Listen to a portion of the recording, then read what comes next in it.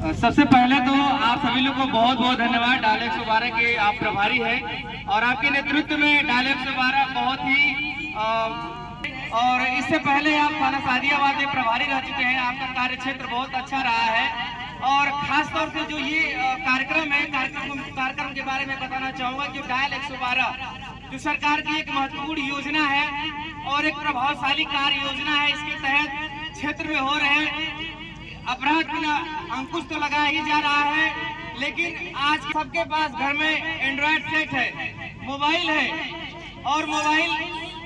कहीं भी दुर्घटना होती है, एक्सीडेंट होता है, चोरी होती है, आपके सामने किसी भी तरह के आपराधिक मामले होते हैं, ऐसे में डायरेक्ट आप कुछ मत करिए, अपना फोन उठाइए और डायल 112 नंबर मोबाइल में डायल करिए और किसी भी तरह की जो सूचना है, गोपनीय सूचना है, जैसी भी आपराधिक सूचना है, डायल 112 के दीजिए, तुरंत आप पे कार्रवाई होगी। और यही नहीं, आपके संबंधित थाने को भी अवगत कराया जाएगा। और जो ये डायल 112 की जो भी कार्य योजना चल रही है बहुत ही बेहतरीन है। बेहिचक में खास तौर से जो वो लड़कियां हैं जो पढ़ने जाती है, विद्यालय में जो जाती हैं, उनको खास तौर से इस बात का डर है, इस बात की समस्या है कि रास्ते में